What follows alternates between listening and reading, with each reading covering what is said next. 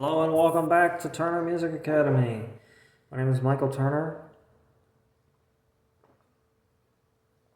This is part 4 of our series, The Three Pillars of Music.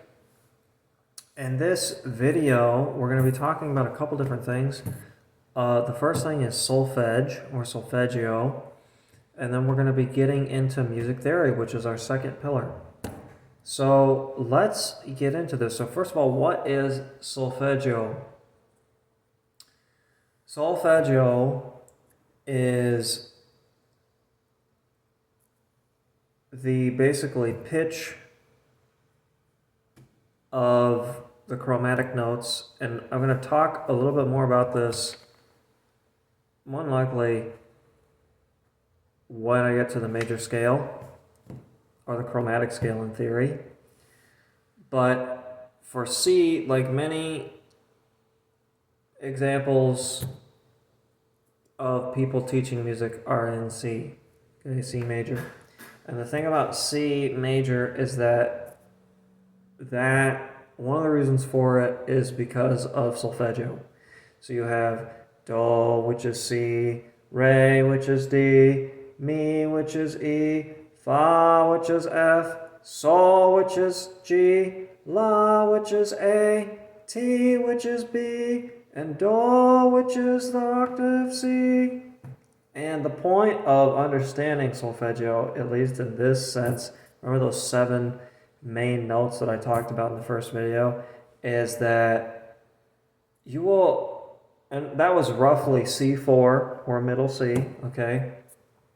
But you will be able to go up and down in pitch or octave from your mind and from your ear, and you know what they sound like. And one of the things I was taught in marching band was if you really want to play a note correctly, the key to playing a note correctly is to hear it first in your mind and then just project it. You'll get it every time.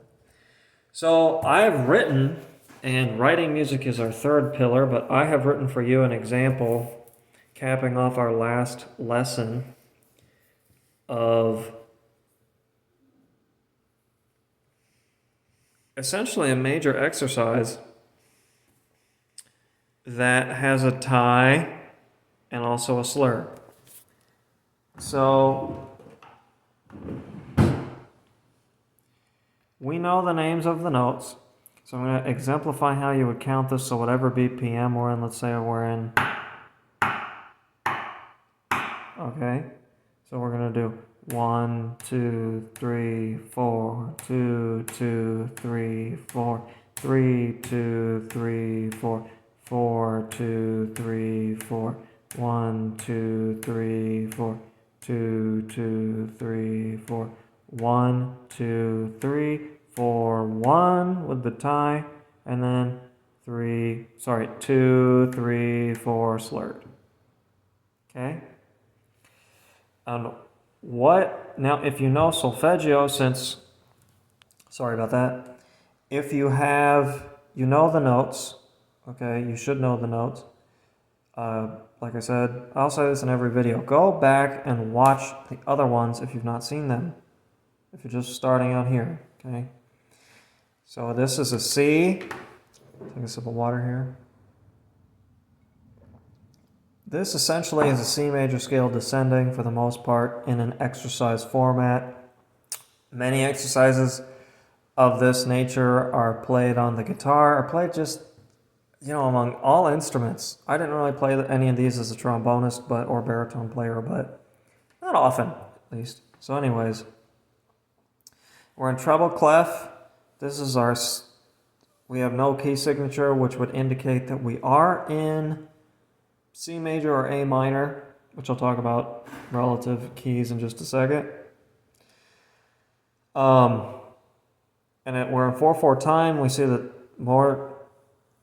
most of this passage has 4 quarter note beats in one measure, and then there's a half note that I threw in there, okay? So, and at a glance, you can see that this is actually in the key of C major. Okay, So how we can actually sing this. So even though you may or may not have a musical instrument, the point, like I was saying, of solfeggio is this, which is you will be able to, with success, hear the note in your mind and then be able to sing it and project it, and you can write this way. This is a huge boon for you as a musician. This goes right along with knowing how to read music. Seriously, because now you'll know how to read music and sing it, right? So here we go. So how we would read this is we would have C, D, E, C, D, E, C, D, E, C, D, E.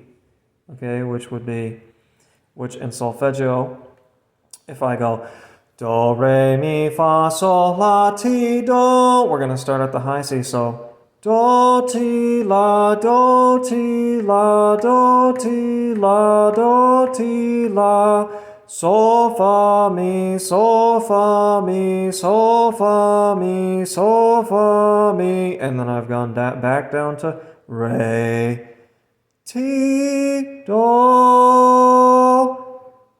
fa, sol, ti. Right? Slurred it. This would be F, G, and back down to B from our tonic of C. And I'm going to talk about all of that technical term in just a second, because now we are in. Oh, hold on just a second. Excuse me.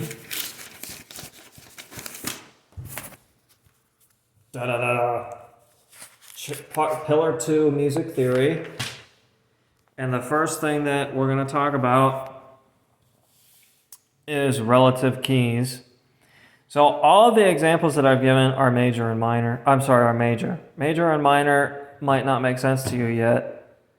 So a relative key, what that means, going back to a key signature. So here we have A major, right, without the key signature. And here it is with the key signature.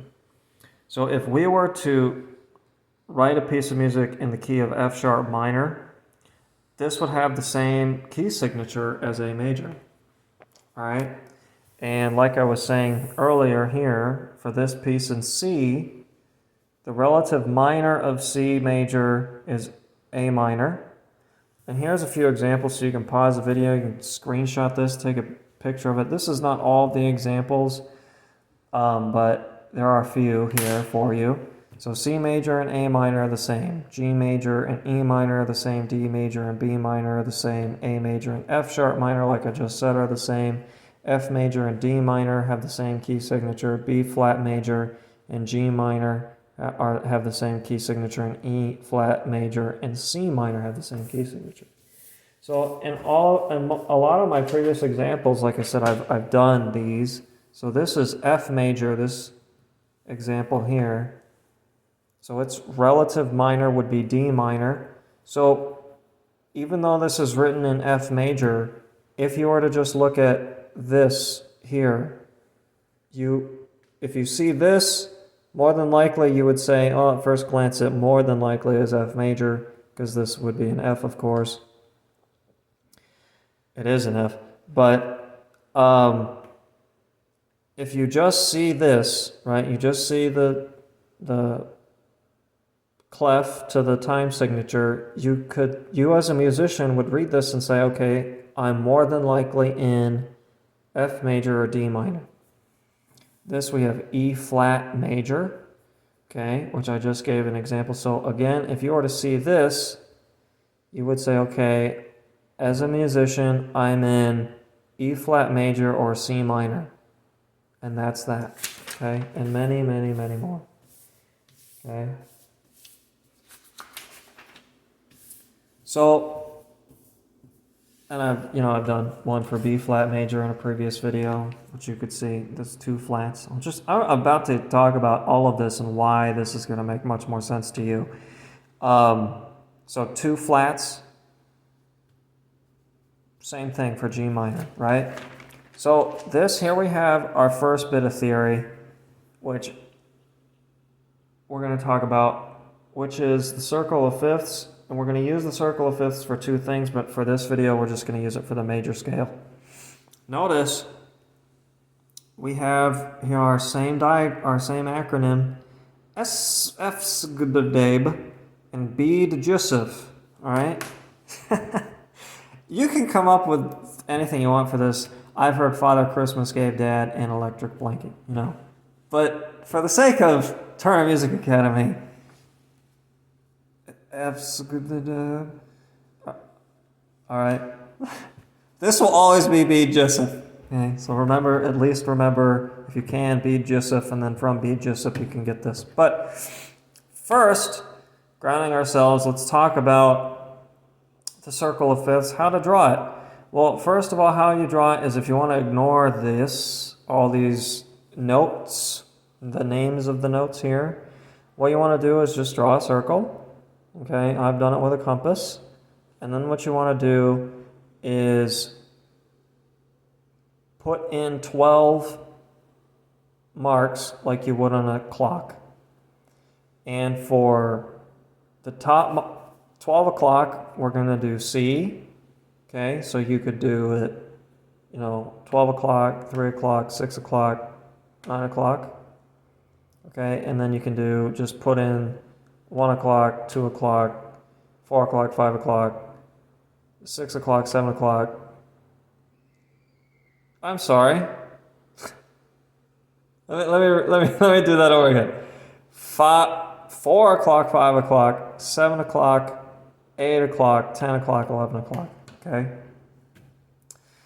That's what you want to do. And then from that, so you have C. Okay? You put C in at 12. And then what we're going to do is from C at 12 o'clock, we're going to write in this acronym, FCG, Father Christmas gave Dad an electric blanket, starting at 11 o'clock. Okay, so we have F, C, G, D, A, E, and B. All right, and then from next we have our second acronym. So we have B, E, A, D, G, C, F. And what we want to do now is write in behind F at 11 o'clock. So at 10 o'clock, write B with a flat sign, E with a flat sign, A with a flat sign, D with a flat sign, G with a flat sign. Here we've not written B because this is a super theoretical concept, which I'm going to do two of them now. B in theory is C flat, but in music it will never be C flat. So in theory, right, we see here we have G flat, or this would be F sharp, right? So we have G flat. Well, the next flat has to be, according to this acronym, C flat, right? Because this is the order of flats. So if we're here, right, I'm actually going to get to that in a minute. So B in theory is also called C flat, and E in theory is also called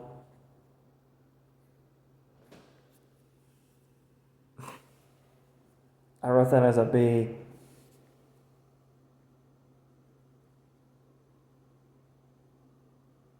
F flat. Okay.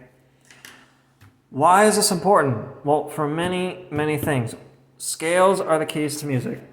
So knowing that scales are the keys to music is really important because this is going to help you discern and learn any instrument. Okay? And if you have classical training, you need classical training to really exemplify that, or a strong understanding of music theory in general to know that. And why scales are the keys to music, I'll show you. I invite you to, next time you want to listen to Mozart or even Beethoven's Ninth Symphony, after you have a comprehensive understanding of music theory, go and watch one of those on YouTube. And what you'll find is that no matter how many instruments, no matter how many parts Beethoven has written for his symphony, it's in the ninth one, at least I'm talking about, is in D minor, and that all of it is scales and different intervals and the patterns of those, and they're all tangible and they all relate to each other as a whole. Same with Mozart.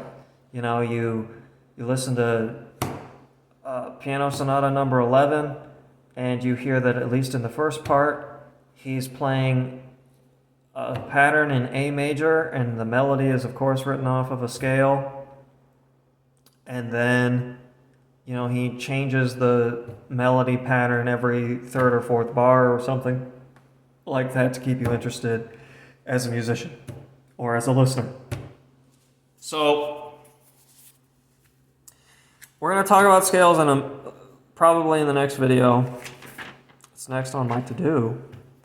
But the circle of fifths is important for several different things, and this is just a basis of the circle of fifths. You can put more in there. Like I said, I'm not going to be talking about modes in this series of videos, but the circle of fifths is important because here I've written a little flat sign here, and here I've written the sharp sign. So any note that goes around this way, right, to here. So here we have 1, 2, 3, 4, 5, 6, 7, right? So any note that goes around clockwise from C at the top is going to tell you the number of sharps you're going to have in a piece, in your key signature. So coming back to our relative keys. So let's look at D major. Okay, so if I were to ask you the question of how many sharps does the key of D major or B minor have in it? Well, again, just looking at D major for right now. How you would calculate that is you would, from C, count the spaces to D, and you would get 1, 2. So then you would have 2 sharps in there. So you would answer me 2 sharps. Okay? I'm going to talk about how you calculate physically relative major minor in the next video.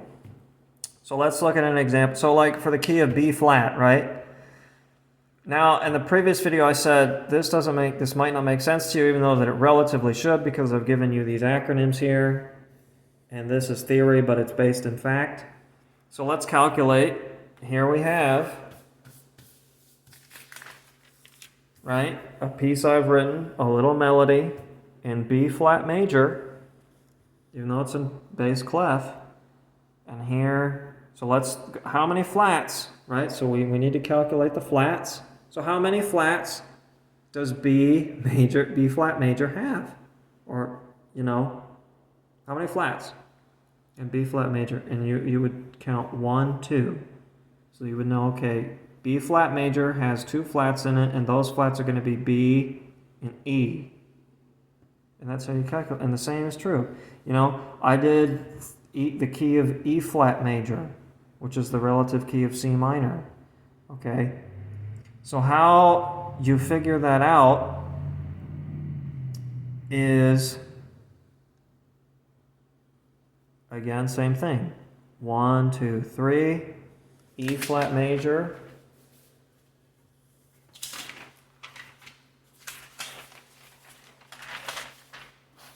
Here we go. Right? Written in bass clef. Okay? And then there is 3 flats. B, E, and A. B, E, and A. And then, of course, this, just for the sake of easy example here, we have F major. So how would I calculate F major? How many flats? Well, again, starting from C, there's 1 space. So there's, in treble clef, there would be F major, key of F major.